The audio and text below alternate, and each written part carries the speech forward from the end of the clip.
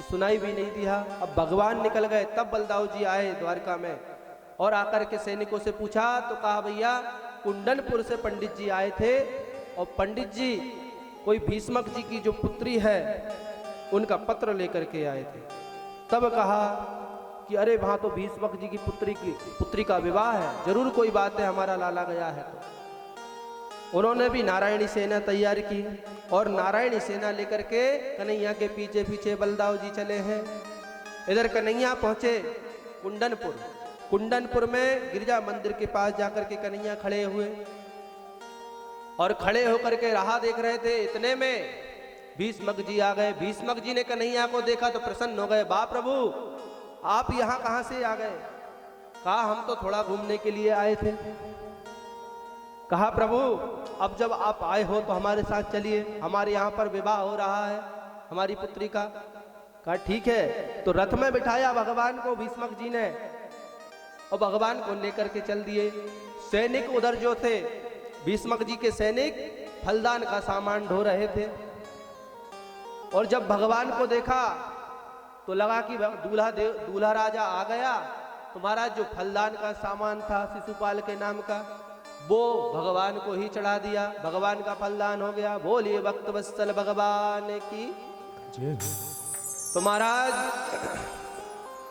आगे भीष्मक जी ने सोचा कि भैया अब तो ये बहुत गड़बड़ काम हो रहा है, सारे लोग इन्हीं को दूल्हा राजा समझ रहे हैं, इसलिए इनको उतार दे, इनकी विदा कर देना चाहिए, रथ से उतार करके इनको जाने देना चाहिए। अच्छा, जितने लोगों ने भी भगवान को देखा उतने सारे लोग यही कहने लगे कि हे प्रभु हमारे जितने पुण्य कर्म हो सब आप ले लो, परंतु रुक्मणी और श्री कृष्ण का विवाह करा दो। सारे लोग यही कह रहे हैं, सबकी कामना यही है।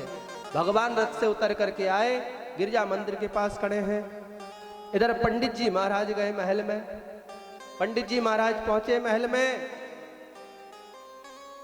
तो बड़ी देर से रुक्मणी मैया जो थी वह राह देख रही थी कि पंडित जी अभी आए नहीं हैं। बार बार भोलेनाथ को मना रही थी, हे प्रभु मैंने खूब तुम्हारे व्रत किए हैं, हे गणेश जी महाराज मैंने खूब तुम्हारी स्तुति की है, हे प्रभु मेरी लाज राखियो। बड़ी भगवान से प्रार्थना कर रही थी। इतने में पंडित जी आते दिखाई दिए। जब पंडित जी आए तो अब जो काम करके आता है उसके आने का तरीका ही बता देता है कि ये काम सफल करके आया है कि काम बिगाड़ करके आया है। अब पंडित जी महाराज चल रहे हैं बढ़िया आनंद से, लाठी घुमाते हुए, मत वाली चाल में मुस्कुराते हुए आ रहे हैं। तो रुक्मणी मैया समझ गई जरूर कुछ ना कुछ अच्छी बात है। रुक्मणी मैया जाकर के पूछती है कि पंडित जी बताइए क्या हुआ? तो कहा द्वारकाधीश ने कोई खबर तक नहीं दी। कहा अच्छा खबर भी नहीं दी, अब क्या होगा?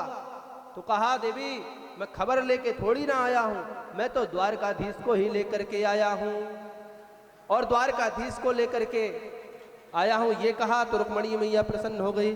कहा कहाँ है द्वारकाधीश?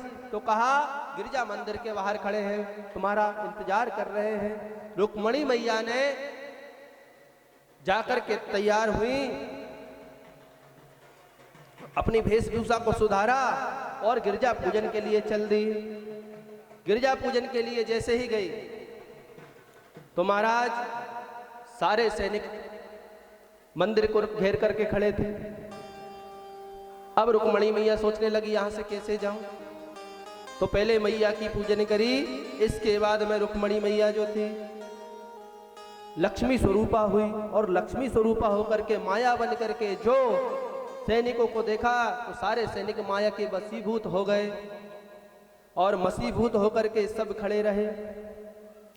और रुक्मणी मैया भगवान श्री कृष्ण के साथ में रथ में बैठी, रथ आगे बढ़ा।